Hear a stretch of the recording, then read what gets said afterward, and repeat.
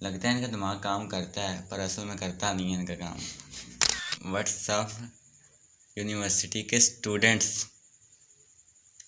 पहले तो देखो ना, हिंदू और मुसलमान दोनों इकट्ठे रहते थे बरसगीर में लेकिन अब तो रहते बिलाता रहते हैं, लेकिन फिर भी नफरत ज्यादा है। कौन लीड कर रहा था? मिर्जा राजा जयसिंह, एक हिंद। बस बस चक फटे, चक देते फटे के फटे उठ गए। क्या चल रहा है गाइस? जो भी चल रहा है गाइस के भी सामने। हिंदू राजपूत दोनों ही कभी कम्युनल बन जाते, कभी सेक्युलर बन जाते, डिपेंडिंग अपॉन द सिचुएशन। मैं अपने मन से बनाकर नहीं बोल रहा इन चीजों को। क्या बात है, दोनों के लेवल था भाई, दोनों का। कहानी सीरियसली बता के एंड पे आके ना। और व्हाट्सएप के छात्रों के लिए मैं ये भी बता दूं, इन 9 में से 4 क्या होते हैं? माफिया है भाई। अच्छा, व्हाट्सएप व्हाट्सएप से कोई खानदानी दुश्मनी है इसके, तोड़े हैं।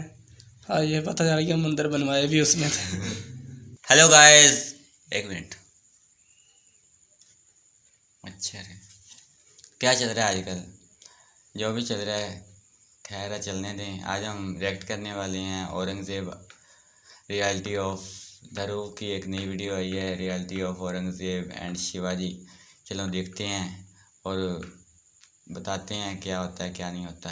नमस्कार दोस्तों, साल 2024 में हो रही इलेक्शंस में अगर कोई नेता औरंगजेब और मुगलों की बात करनी शुरू कर दे अपनी कैंपेनिंग के दौरान, तो आप शायद सोचोगे कि ये क्या मजाक चल रहा है, लेकिन प्रधानमंत्री नरेंद्र मोदी ने यही किया।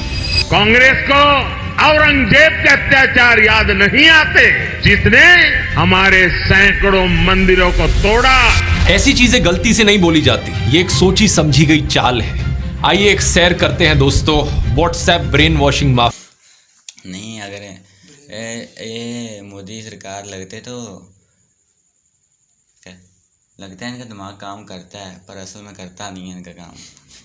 मोदी सरकार भाई अगर एक मुसलमान एक गलत काम कर रहा है तो उसका मतलब ये थोड़ी ना है कि सारे मुसलमान को उसी लाइन में खड़ा कर देंगे कि ये अगर ये ऐसा है तो सारे ही ऐसे होंगे। ये बहुत गलत बात है। माफिया के डिपार्टमेंट नंबर ऐसे तो 2 की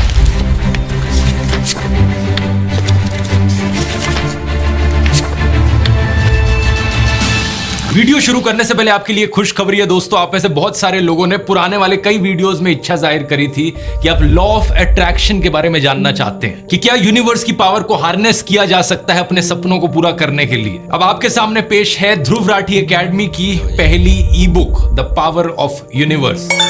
मेरे दोस्त और हमारे रिसर्चर विजेता दहिया ने ये किताब लिखी है लॉ ऑफ अट्रैक्शन और कई सारी ऐसी मिस्ट्रीज पर। मैंने ये किताब पढ़ी और मुझे इतनी बढ़िया लगी कि मैंने इसका फॉरवर्ड भी लिखा है। आपको इसे पढ़ने में 1 से 1.5 घंटे का समय लगेगा और कुछ ऐसा मिलेगा जो पूरी जिंदगी आपके साथ रहेगा। ये शायद से देश की पहली ऐसी सेल्फ हेल्प बुक है जो फिलॉसफी, स्पिरिचुअलिटी और सेल्फ हेल्प की बात करती है एक साइंटिफिक और रैशनल माइंडसेट के साथ। ऊपर से इतनी एंगेजिंग है कि ये कहानी की तरह चलती है। इसमें लॉ ऑफ अट्रैक्शन क्या है, इसकी detailed history, vibrations, aura, water memory, homeopathy, Jiddu Krishnamurti, John Nash, mind control, एक पूरी दुनिया की सैर कराई गई है। इसे डाउनलोड करने का लिंक नीचे डिस्क्रिप्शन में मिल जाएगा या फिर आप इस QR कोड को भी स्कैन कर सकते हैं। हिंदी और इंग्लिश दोनों में ये अवेलेबल है ई बुक। और विजेता ने कहा था कि इसका प्राइस कम से कम रखा जाए ताकि ज्यादा से ज्यादा लोग इसे पढ़ सके और उनकी लाइफ में उन्हें फायदा हो। तो अभी के लिए हमने इसका प्राइस सिर्फ 59 रुपीज रखा है। आप में से इस वीडियो को देखने वाला हर एक इंसान इसको अफोर्ड कर पाएगा। तो नीचे दिए गए लिंक पर जाकर चेकआउट कर सकते हैं। और अब आते हैं वीडियो पर।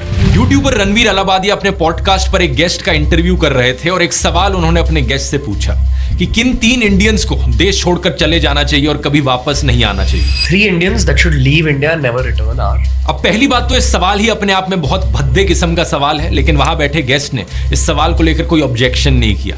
उन्होंने 3 इंडियंस के नाम गिनाने शुरू कर दिए। अब यह सवाल अगर आपसे पूछा जाएगा तो आपके मन में क्या आएगा? देश के सबसे बड़े आतंकवादी, गैंगस्टर्स, मर्डरर्स, या फिर आप सबसे बड़े भ्रष्टाचारी, करप्ट लोगों के नाम सोचोगे जिन्होंने लाखों करोड़ों रुपए की चोरी कर रखी हो। लेकिन नहीं, इस आदमी ने जो 3 नाम सुना है वो कुछ और ही थे। Mark Hadat, Professor Irfan Habib, Ramila Thapar।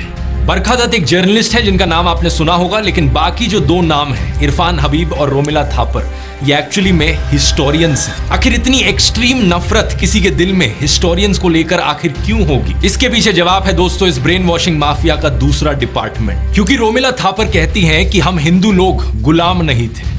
सही सुना आपने, इसी कारण से गुस्सा है ये लोग रोमिला थापर से, क्योंकि वो कहती हैं कि हमारे जो पूर्वज थे, हमारे पूर्वज हिंदू लोग किसी के गुलाम नहीं थे, वो आजाद लोग थे।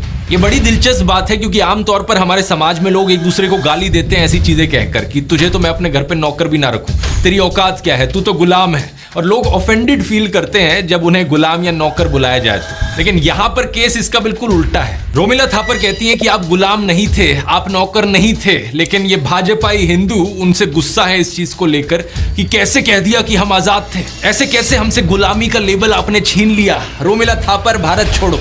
बात क्या है ना, असल में दोस्तों ऐसी चीजें बोलना इस ब्रेन वॉशिंग माफिया के एजेंडा के खिलाफ जाता है। मैंने आपको पिछले वीडियोस में बताया था कि इनके दूसरे डिपार्टमेंट का मकसद है आपको ये एहसास दिलाना कि आपके जो पूर्वज थे वो हजारों सालों से गुलाम रहे थे मुसलमानों के नीचे। ये आपको विक्टिम बनाना चाहते हैं, ये एहसास दिलाना चाहते हैं कि हम हिंदू लोग तो हजार सालों से अत्याचार सहते आ रहे हैं और हजार सालों से हम मुसलमानों के नीचे दब कर रहे हैं, मुसलमानों के गुलाम बन कर रहे हैं। इस झूठ को पकड़ना ज्यादा मुश्किल नहीं है। मैं आपसे सीधा पूछता हूं, बताओ क्या छत्रपति शिवाजी महाराज किसी के गुलाम थे? क्या वो किसी मुसलमान के नीचे दब कर रहे थे? ऑब्वियसली नहीं। हम सब जानते हैं कि वो कितने महान राजा थे जिन्होंने कई जंग लड़ी, कितना बड़ा अपना एम्पायर बनाया। तो कैसे कहा जा सकता है कि वो या उनके राज्य में रहने वाला कोई भी हिंदू किसी का स्लेव था? ये दोनों चीजें एक टाइम पर सच कैसे हो सकती हैं कि एक तरफ हजार सालों से हम हिंदुओं पर अत्याचार हुआ है, हम मुसलमानों के नीचे दब कर रहे हैं, लेकिन दूसरी तरफ छत्रपति शिवाजी बहुत ही महान राजा थे और हम हिंदू आजाद थे उनके समय। व्हाट्सएप यूनिवर्सिटी के स्टूडेंट्स के लिए ये दोनों चीजें एक ही टाइम पर सच हो सकती हैं। जॉर्ज ऑरवेल की नॉवल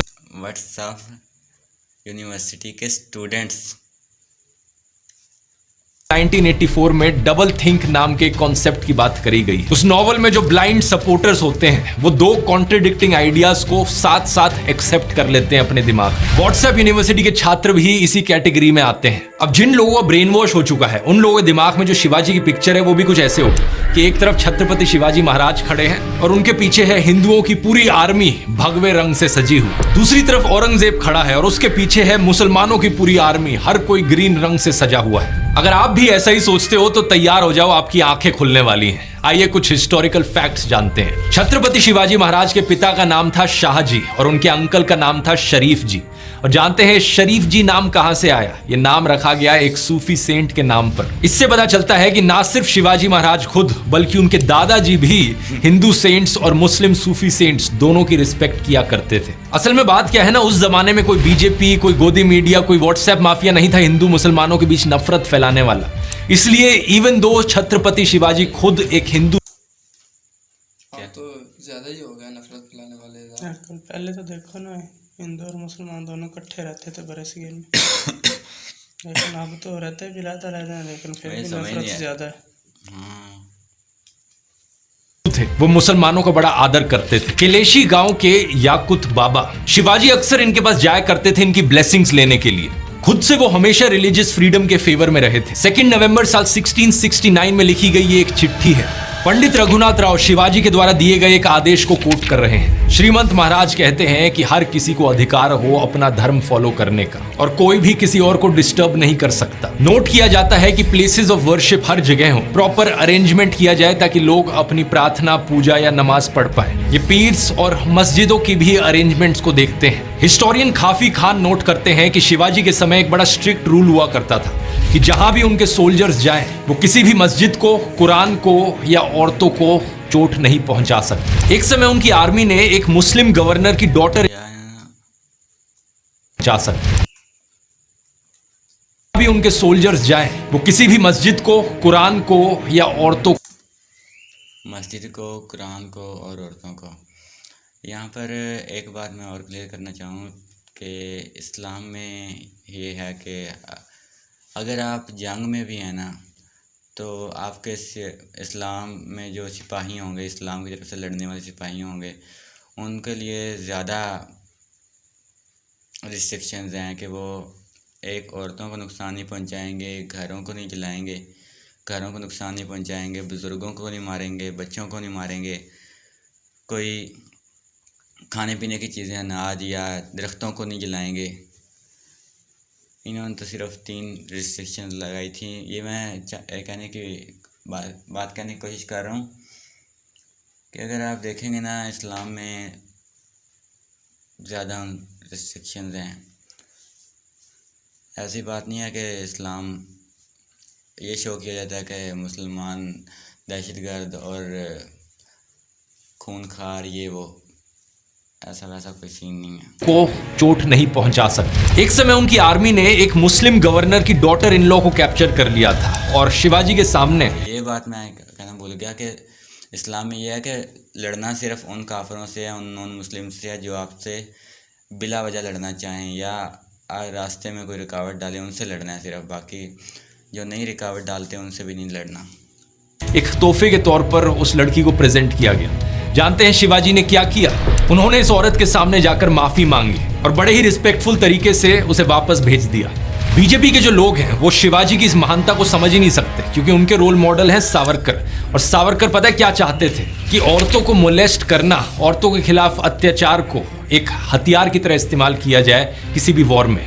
हम जानते हैं कि श्री राम भी कितना रिस्पेक्ट करते थे सभी औरतों को, लेकिन सावरकर रावण को कोट करता है कहते हुए कि औरतों को अबडक्ट करना और मोलेस्ट करना परमो धर्म है। इसके बाद सावरकर ने एक्चुअली में शिवाजी के खिलाफ भी लिखा। ये कहा कि उन्होंने एक मुस्लिम औरत को वापस कैसे भेज दिया रिस्पेक्टफुली। इसलिए कोई हैरानी की बात नहीं कि सावरकर के फॉलोअर्स आज के दिन मोलेस्टर्स को मिठाइयां देते हैं। जो औरतों के ऊपर अत्याचार करता है उन्हें पार्टी की टिकटें दी जाती हैं और उनके ऊपर मालाएं चढ़ाई जाती हैं। साल 1648 करीब 500 से 700 पठान जो बीजापुर आर्मी के थे वो शिवाजी को ज्वाइन करने आए। शिवाजी के मिलिट्री एडवाइजर गोमाजी नायक पानसंबल ने उन्हें कहा कि ये लोग आपकी रेपुटेशन देखकर आए हैं, इन्हें वापस मोड़ देना सही नहीं होगा। ग्रैंड डफ के द्वारा लिखी गई किताब हिस्ट्री ऑफ द मराठास में हमें पता चलता है कि छत्रपति शिवाजी ने इस एडवाइस को ना सिर्फ सुना बल्कि इसे अपनी पॉलिसी बना दिया। इसी की वजह से ही शिवाजी की आर्मी में ढेर सारे मुसलमान थे और बहुत से मुस्लिम जनरल्स भी थे। वीके राजवाड़े अपनी किताब मराठांच्या इतिहासची साधने के वॉल्यूम 17 पेज नंबर 17 पर लिखते हैं, शिवाजी के सरनोबत यानी कि इन्फेंट्री चीफ एक मुस्लिम थे, नूर खान बेग। सभासद बखर के पेज नंबर 76 पे आपको शिवाजी के लेफ्टिनेंट का नाम भी मिलेगा, शामा खान। शिवाजी के टॉप नेवी चीफ्स में से 2 लोग थे, दौलत खान और दरिया सारंग। इसके अलावा कुछ और भी थे जैसे कि सिद्दी हिलाल और इब्राहिम खान, जो कि उनकी आर्टिलरी का कमांड संभाल रहे थे। उनके सेक्रेटरी ऑफ इंटेलिजेंस भी खुद एक मुस्लिम थे, मौलाना हैदर अली। क्या आप जानते हैं इन सब चीजों के बारे में? शिवाजी महाराज की एक ये पेंटिंग है जो जरूर आपने कहीं ना कहीं देखी होगी, क्योंकि ये व्हाट्सएप पर बहुत ज्यादा फैलाई जाती है। इसमें दिखाया गया है कि शिवाजी आदिल शाही सल्तनत के अफजल खान को मार रहे हैं। इसे इतना ज्यादा फैलाया जाता है क्योंकि इसमें एक हिंदू मुस्लिम को मार रहा है। लेकिन क्या आप ये जानते हैं कि अफजल खान के एडवाइजर कौन थे? कृष्णमूर्ति भास्कर कुलकर्णी, एक हिंदू ब्राह्मण। और ये किसके एडवाइस पर शिवाजी महाराज ने अपने पास एक लोहे का क्लॉ रखा था? उनके मुस्लिम बॉडीगार्ड रुस्ताम जमा के एडवाइस पर। तो यहाँ एक हिंदू राजा का एक मुस्लिम बॉडीगार्ड था और वहां एक मुस्लिम राजा का एक हिंदू एडवाइजर था। ये सारी चीजें आपको व्हाट्सएप पर कभी नहीं बताई जाएंगी क्योंकि उनके ब्रेन वॉश करने के एजेंडा के खिलाफ जाता है। अच्छा, और औरंगजेब का क्या यहाँ पर? औरंगजेब की बात करके हमने इस वीडियो की शुरुआत करी थी। व्हाट्सएप के अनुसार औरंगजेब तो एक कट्टर मुसलमान था जो हिंदुओं के खिलाफ था, तो इसका मतलब उसकी आर्मी में तो कोई हिंदू हो नहीं सकता ना। लेकिन गलत। बैटल ऑफ पुरंदर में जहां शिवाजी ने अपने 23 किले खोए, जिसके बाद उन्हें आगरा में एक बंदी बना दिया गया, जानते हैं औरंगजेब की आर्मी को कौन लीड कर रहा था? मिर्जा राजा जयसिंह, एक हिंदू। बस चक फटे, चक देते फटे उठ गए। क्या चल रहा है गाइस? जो भी चल रहा है गाइस के भी सामने। तो राजपूत गोविंद पंसारे अपनी किताब हु वाज शिवाजी में बताते हैं कि 400 ब्राह्मणों ने इस लड़ाई के दौरान कोटि चंडी यज्ञ किया था इस उम्मीद से कि शिवाजी की हार हो। और ये सुनने के बाद अगर आप सोचते हो कि ये 400 ब्राह्मण तो एंटी नेशनल लोग थे, तो आपकी सोच गलत है। ये 400 ब्राह्मण लोग सिर्फ पूजा कर रहे थे अपने किंगडम की विक्ट्री के लिए, जिस किंगडम में ये रहते थे। सालेरी की लड़ाई के बाद औरंगजेब के लेफ्टिनेंट्स ने दक्षिण में एक हिंदू ब्राह्मण को एम्बेसडर के तौर पर भेजा था ताकि शिवाजी से वापस से फ्रेंडली रिलेशंस बनाए जा सके। दूसरी तरफ से शिवाजी ने काजी हैदर को अपना दूत भेजा, यानी कि एक मुस्लिम राजा का हिंदू एम्बेसडर था और एक हिंदू राजा का एक मुस्लिम एम्बेसडर था। और ये इकलौता ऐसा एग्जाम्पल नहीं है, ऐसे ढेर सारे एग्जाम्पल्स आपको मिल जाएंगे। औरंगजेब ने अपने चीफ दीवान के तौर पर एक हिंदू को अपॉइंट किया था, राजा रघुनाथ रे। और साल 1664 में जब रघुनाथ रे का देहांत हुआ, पता है औरंगजेब ने क्या कहा था? कि ये इतिहास के सबसे महान एडमिनिस्ट्रेटर थे जिन्हें जानते थे।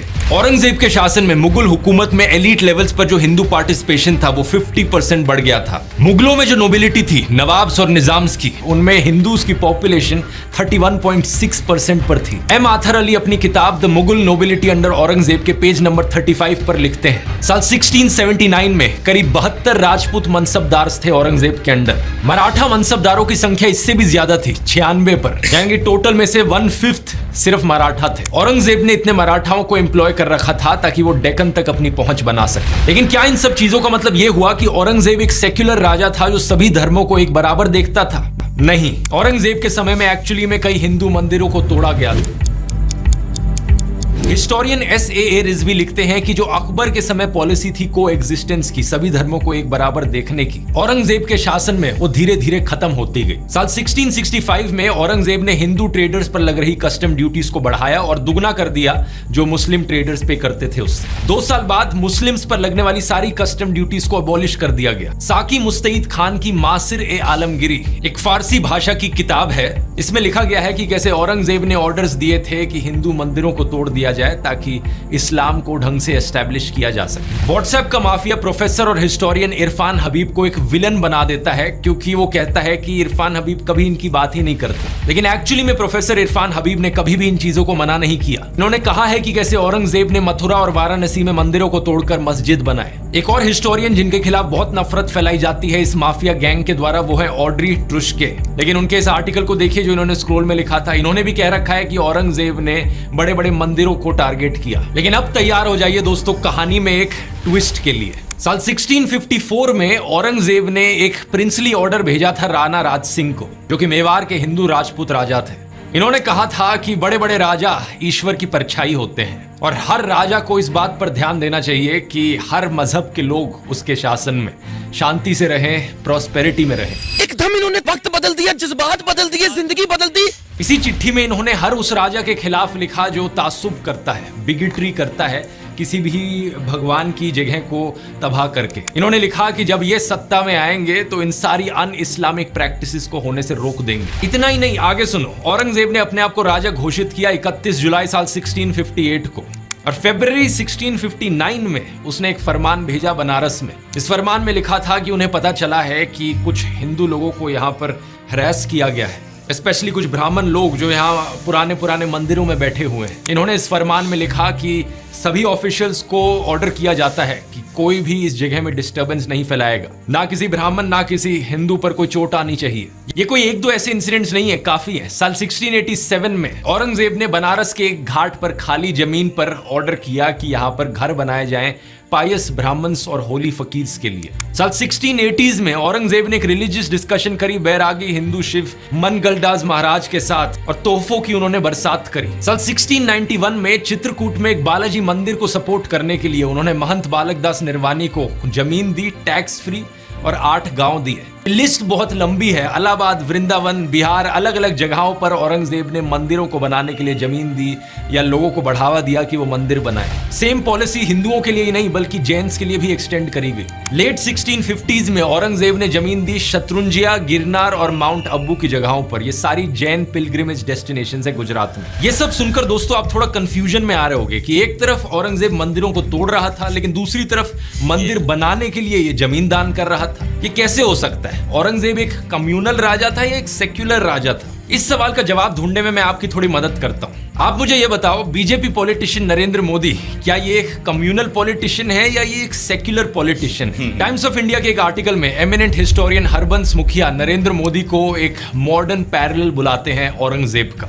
ऐसा इसलिए क्योंकि नरेंद्र मोदी और औरंगजेब के बीच में बहुत सारी सिमिलैरिटीज हैं। सबसे पहले तो दोनों का जन्म गुजरात में हुआ था। मोदी का जन्म वडनगर में हुआ था और औरंगजेब का जन्म दाहोद में हुआ था। दूसरा, नरेंद्र मोदी खुद को फकीर बताते हैं, कहते हैं कि 30 सालों तक वो भिक्षा पर जिए हैं। मैं 35 साल तक भिक्षा मांग करके खाया हूं। औरंगजेब भी खुद को एक साधु की तरह बताता था। कहा जाता है कि औरंगजेब ने शुरुआत में अपने पैसे कमाए कुरान की कॉपियां बनाकर और नमाज की टोपियों की स्टिचिंग करके।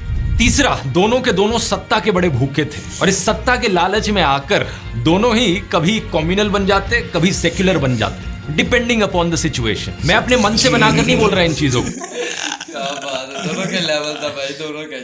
कहानी सीरियसली बता के एंड पे आके ना कर गया मोदी की यार, ये खूब करता है जो भी करता है। इन आर्टिकल्स को देखो, नरेंद्र मोदी इस्लाम की प्रशंसा कर रहे हैं कि इस्लाम पीस और हार्मनी यार का देखो मैसेज। ना, जब मोदी ने इस्लाम मुस्लिम कम्युनिटी से वोट लेने जाना होता है तो उनकी साइड पर हो जाते हैं, जब हिंदू से वोट लेने जाना होता है तो हिंदू वाली साइड पर होते हैं। औरंगजेब भी वैसे ही करता होगा जब मुसलमानों का दिल जीतना है। सियासतदान ऐसे ही करता है भाई, सियासत चलती है ऐसे। फैलाता है। पीएम मोदी कहते हैं कि मुसलमान यूथ के लिए उनका एक विजन है, एक हाथ में कुरान हो और दूसरे हाथ में कंप्यूटर हो। पीएम मोदी कहते हैं कि मालदीव्स की आइकॉनिक फ्राइडे मस्जिद की कंजर्वेशन में इंडिया मदद करेगा। पीएम मोदी बीजेपी वर्कर्स को एडवाइस देते हैं कि प्लीज एंटी मुस्लिम रिमार्क्स मत फैलाओ। इन ट्वीट्स को भी देखिए। पीएम मोदी ईद पर बधाई देते हैं, कहते हैं प्रॉफिट मोहम्मद की टीचिंग्स को हमें फॉलो करना होगा। मुहर्रम की ओकेजन पर लोगों को हजरत इमाम हुसैन के सैक्रिफाइस का याद दिलाते हैं। ये तो हो गए हमारे सेक्युलर मोदी। अब दूसरी तरफ कॉम्युनल मोदी को देखिए। सीए एनआरसी प्रोटेस्ट के दौरान पीएम मोदी कहते हैं कि ये आग लगाने वाले कौन हैं, इनके कपड़े देखकर इन्हें पहचाना जा सकता है। ये आग लगाने वाले कौन है वो उनके कपड़ों से ही पता चल जाता है। इनकी लीडरशिप के अंडर एक से बढ़कर एक बीजेपी पॉलिटिशियंस ने नफरतखोर भाषण दिए हैं, लिंचिंग्स हुई हैं, बिल्किस बानो केस के कॉन्विक्ट्स को यहाँ पर मालाएं चढ़ाई गई हैं, उन्हें मिठाइयां दी गई हैं, उन्हें संस्कारी ब्राह्मण बुलाया गया है। व्हाट्सएप यूनिवर्सिटी पर डेली आपको कोई ना कोई मैसेज आता है जो मुसलमानों के खिलाफ नफरत फैलाता है। रिसेंटली भी पीएम मोदी ने अपने भाषणों में मुस्लिम्स के खिलाफ डॉग विस्लिंग करी। इन्होंने ऑपोजिशन पर आरोप डाला कि उनका मुगल माइंडसेट है। सावन के महीने में मटन बनाने का मौज ले रहे हैं, वीडियो दिखाकर वो मुगल के लोगों के जमाने की जो मानसिकता है ना, उसके द्वारा वो देश के लोगों को चिढ़ाना चाहते हैं। ट्विटर पर एक से बढ़कर एक अकाउंट जो मुसलमानों के खिलाफ नफरत फैलाता है, पीएम मोदी उन्हें फॉलो करते हैं। तो ये हो गए हमारे कॉम्युनल मोदी। व्हाट्सएप पर आपके फोन पर मैसेजेस आते हैं जो कहते हैं कि देखो हिंदुओं पर कितना अत्याचार किया है मुगलों ने सदियों से, और इसके बाद भी अगर कोई हिंदू सेक्युलर रहे तो वो कायर हिंदू होगा। ऐसी ही चीजें लिखकर भेजते हैं व्हाट्सएप में। मैं यहाँ पर इन व्हाट्सएप माफिया वाले लोगों से पूछना चाहता हूँ, क्या तुम लोग अपने आप को शिवाजी महाराज से ज्यादा बहादुर समझते हो? क्योंकि फर्क जानते हो, पता है क्या है दोस्तों? छत्रपति शिवाजी महाराज भी औरंगजेब के समय पर ही जीते थे, लेकिन फर्क जानते हो क्या है? शिवाजी महाराज एक सेक्युलर हिंदू थे, वो मुसलमानों से नफरत नहीं करते थे। किसी भी इतिहास की किताब में इसका एक सबूत तक आपको नहीं मिलेगा जहां शिवाजी ने किसी भी मुस्लिम के खिलाफ डिस्क्रिमिनेशन करी हो। औरंगजेब ने नॉन मुस्लिम्स के ऊपर जिजिया टैक्स लगाया था। इसको लेकर शिवाजी ने पता चिट्ठी में क्या लिखा था? उन्होंने कहा था कुरान की किताब ईश्वर का शब्द है, इसमें लिखा गया है कि जो ईश्वर है वो पूरे ब्रह्मांड का ईश्वर है, सिर्फ मुसलमानों का नहीं। हिंदू और मुसलमान दोनों उसके सामने एक बराबर है। तो किसी भी एक धर्म के खिलाफ नफरत फैलाना उस ईश्वर के खिलाफ जाता है। शिवाजी महाराज ने अपनी चिट्ठी में यह भी लिखा था कि औरंगजेब के शासन में दोनों हिंदू और मुसलमान सोल्जर्स नाखुश हैं। अनाज का दाम बहुत बढ़ गया है, इसलिए जिजिया टैक्स लगाना ब्राह्मण, बैरागी और जैन साधुओं पर सही नहीं है। शिवाजी ने अपनी चिट्ठी में यह भी लिखा था कि गरीबों पर ऐसा टैक्स लगाना मुगलों के ट्रेडिशन के खिलाफ जाता है। ना तो अकबर, ना जहांगीर और ना ही शाहजहां ने कोई ऐसा जिजिया टैक्स लगाया था। शिवाजी यहाँ पर अकबर की तारीफ करते हैं। ये कहते हैं कि उनका राज 52 साल तक रहा, लेकिन उन्होंने सबको एक बराबर देखा। यही कारण है कि लोग उन्हें जगत गुरु मानते हैं। अब मुगल शहंशाह अकबर की बात करी जाए यहाँ पर दोस्तों, तो फिर से वही कहानी आ जाती है। व्हाट्सएप पर आपको एक बार फिर से हिंदू मुस्लिम की राइवलरी दिखाई जाती है। जैसे शिवाजी औरंगजेब की थी, यहाँ पर अकबर और महाराणा प्रताप के बीच एक हिंदू मुस्लिम राइवलरी दिखाई जाती है, दिखाने के लिए कि देखो हिंदू वर्सेस मुस्लिम, ये था हमारा इतिहास। लेकिन फिर से एक बार व्हाट्सएप के बाहर अगर आप नजर डालोगे असली इतिहास पर, आपको दिखेगा इस बात में रत्ती भर भी सच्चाई नहीं है। इस स्टैचू को देखिए, यह है अफगान के पठान हकीम खान सुर, शेर शाह सूरी के एक डिसेंडेंट। ये एक मुस्लिम वॉरियर हैं जो बड़ी महानता से महाराणा प्रताप की साइड पर लड़े थे और इन्होंने अपनी जान खोई थी हल्दी घाटी की लड़ाई में। दूसरी तरफ अकबर के पास थे हिंदू जनरल राजा मान सिंह और उनकी आर्मी में ढेर सारे राजपूत सोल्जर्स। व्हाट्सएप पर आने वाले मैसेजेस आपको कहानी सुनाते हैं कि कैसे औरंगजेब के समय में विश्वनाथ मंदिर को तोड़ा गया, लेकिन जो वो आपको नहीं बताते वो ये कि इस मंदिर को बनाया किस समय गया था? अकबर के शासन में। इसे बनाया गया था राजा मान सिंह के सुपरविजन में। अगर एक मुगल शहंशाह ने इस मंदिर को तोड़ा तो दूसरे मुगल शहंशाह ने इस मंदिर को बनाया भी। प्रधानमंत्री मोदी की सरकार ने भी अकबर को एडमायर किया था अपनी G20 की किताब Bharat the mother of democracy में। इसके 38 पेज पर लिखा है कि कैसे तीसरे मुगल बादशाह अकबर एक तरीके की डेमोक्रेसी प्रैक्टिस करते थे, जहां पर सभी धर्मों को एक बराबर देखा जाता था। अकबर ने सुलह एक कुल की डॉक्ट्रिन इंट्रोड्यूस करी थी, जिसका मतलब है पीस फॉर ऑल, सबके लिए शांति रहे। इस बुकलेट में नवरत्न का भी मेंशन किया गया है, जो कि 9 वाइज लोग थे जो अकबर के काउंसलर्स थे, जिनकी मदद से अकबर ने जनता के हक में स्कीम्स को इंप्लीमेंट किया था। और व्हाट्सएप के छात्रों के लिए मैं ये भी बता दूं, इन 9 में से 4 क्या होता है? माफिया है भाई। अच्छा, व्हाट्सएप से कोई खानदानी दुश्मनी है इसकी। एक्चुअली में हिंदू थे, राजा टोडरमल, राजा मानसिंह, राजा बीरबल और तानसेन। क्या आप ये जानते हो, संत तुलसीदास ने रामचरितमानस को भी अकबर के शासन में लिखा था। इतना ही नहीं, रामलीला की शुरुआत भी इसी समय हुई थी, मेघा भगत के द्वारा, जो कि तुलसीदास के ही एक डिसिपल थे। बहुत सी हिंदू एपिक्स जैसे कि रामायण, महाभारत, विष्णु पुराण और कथा सरित सागर, इन सब को इसी समय के दौरान अकबर के शासन में पर्शियन में भी ट्रांसलेट किया गया था। सिर्फ अकबर ही नहीं, मुगल प्रिंस दारा शिकोह ने भी 52 उपनिषद और भगवत गीता को पर्शियन में ट्रांसलेट किया था। इनका मानना था कि उपनिषद किताब अल मकनून है, ये वो हिडन लॉस्ट बुक जिसका कुरान में मेंशन किया गया है कि ये ह्यूमैनिटी की पहली मोनोथीस्टिक टेक्स्ट थी। इन्होंने उपनिषद की इंपॉर्टेंस प्रोक्लेम करी सारे मुसलमानों के लिए और पूरी दुनिया के लिए। हिस्टोरियन के मोहम्मद कहते हैं कि जो ये पर्शियन ट्रांसलेशन थी उपनिषद की, इसी की मदद से बाद में जाकर इन्हें फ्रेंच और लैटिन भाषाओं में भी ट्रांसलेट किया गया। इसके बाद ये पहुंची American philosopher Ralph Waldo Emerson के पास, और इसी की वजह से ही दुनिया भर में एक नई मूवमेंट की शुरुआत हुई, जहां इंडियन रिलीजियस और कल्चरल टेक्स्ट को पढ़ाया जाने लगा। ये सब हुआ एक मुगल प्रिंस दारा शिकोह की वजह से। ये सब आपको व्हाट्सएप में नहीं बताया जाएगा, क्योंकि व्हाट्सएप पर जो आएगा वो सिर्फ हिंदू मुस्लिम के एंगल से आएगा, ताकि आपके दिल के अंदर मुसलमानों के खिलाफ नफरत जगाई जाए, हिंदू मुसलमान के बीच में दरारें पैदा करी जाए। ऐसा नहीं किया तो इनका ब्रेन वॉश वाला एजेंडा फेल हो जाएगा। फिर ये बाद में कैसे दिखाएंगे कि हिंदुओं को मुसलमान से खतरा है और मोदी को वोट करो। दिल्ली की दलहौजी रोड को भी रीनेम किया गया दारा शिकोह रोड में बीजेपी लेड एनडीएमसी के द्वारा फरवरी 2017 में। और 2020 में मोदी सरकार की मिनिस्ट्री ऑफ कल्चर ने भी एक 7 मेंबर का पैनल सेटअप किया था under the archaeological survey of India, ताकि मुगल प्रिंस दारा शिकोह की ग्रेव को लोकेट किया जा सके। और जब हम यहाँ पर मुगलों की और सेक्युलरिज्म की बात कर रहे हैं, तो हम आखिरी मुगल बहादुर शाह जफर को कैसे भूल सकते हैं। क्या आप जानते हैं वो ईद मनाने के साथ साथ दशहरा और दिवाली भी मनाते थे। बहादुर शाह जफर और उनके बेटे ब्रिटिश कॉलोनियलिज्म के सख्त खिलाफ थे। 1857 की रिवोल्ट के दौरान मेरठ से कई सिपाही उनके पास आए और उन्हें अपना राजा प्रोक्लेम किया। इसके बाद उन्होंने कई सारे नवाबों को, जमींदारों को और लोकल राजाओं को कहा कि आओ साथ में मिलकर हम अंग्रेजों के खिलाफ लड़े। इन्होंने हाथ मिलाया नाना साहेब, रानी लक्ष्मीबाई, बेगम हजरत महल और कई सारों के साथ, लेकिन अनफॉर्चुनेटली इन्हें ब्रिटिश के द्वारा कैप्चर कर लिया जाता है और एग्जाइल पर बर्मा भेज दिया जाता है। जब हमारे सेक्युलर प्रधानमंत्री मोदी 2017 में वहां गए थे, तो उन्होंने जफर की मजार को भी विजिट किया था और उन्हें फ्लोरल ट्रिब्यूट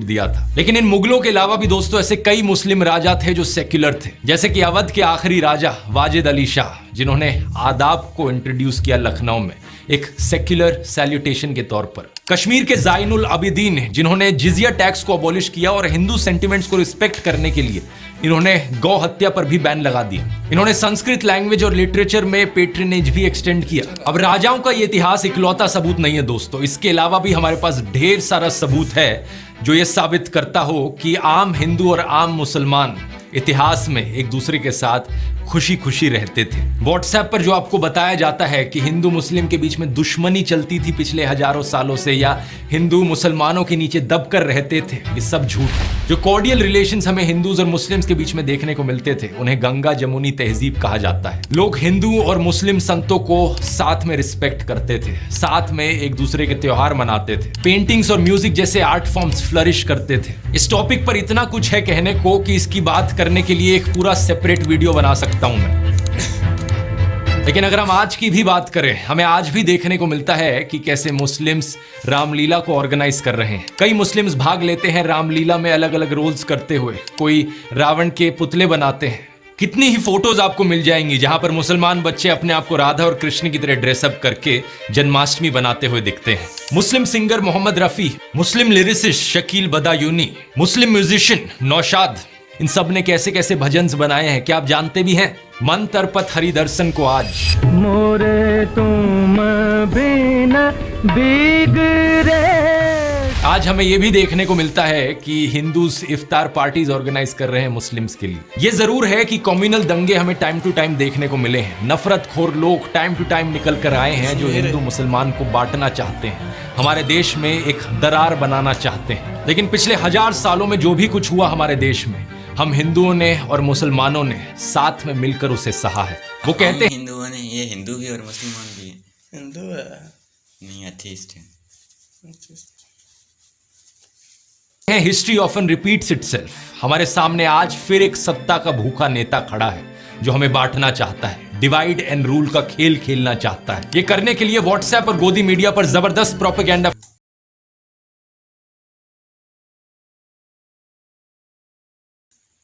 हमारे सामने आज फिर एक सत्ता का भूखा नेता खड़ा है जो हमें बांटना चाहता है, डिवाइड एंड रूल का खेल खेलना चाहता है। ये करने के लिए व्हाट्सएप और गोदी मीडिया पर जबरदस्त प्रोपेगेंडा फैलाया जाता है ताकि हमारे दिलों के अंदर नफरत बोई जा सके। कंगना रनौत जैसे लोग हैं जो हमारे फ्रीडम फाइटर्स को डिसरिस्पेक्ट करते हैं, ये कहकर आजादी अगर भीख में मिले तो क्या वो आजादी हो सकती है? आप खुद बताइए।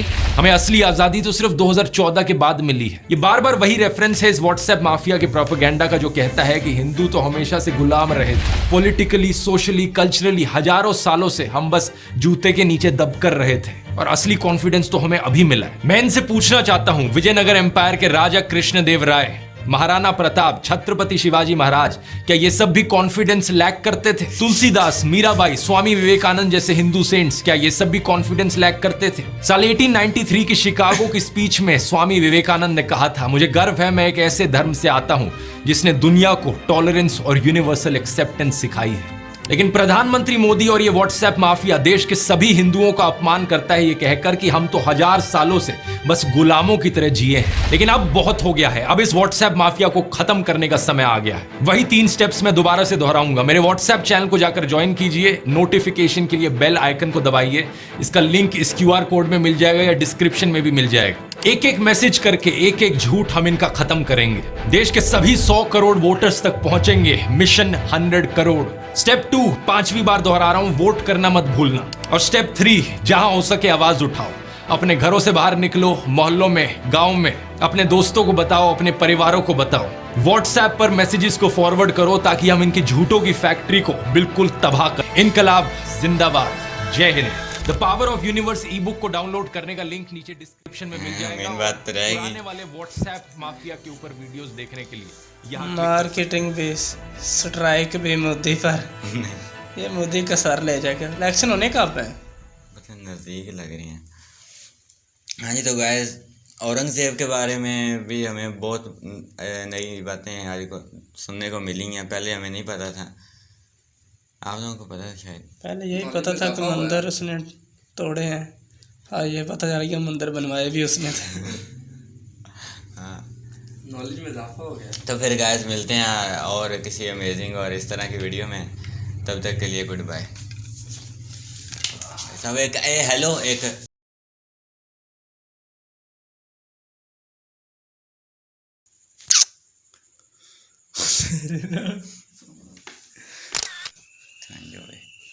जी। तो गाइस जैसा कि आप अपने बच्चों को कार्टून दिखाते हैं और बाद में आपके बच्चे आपको ही शिवा और कार्टून समझ लेते हैं, तो आज उसी पे हम रिएक्शन देने वाले हैं।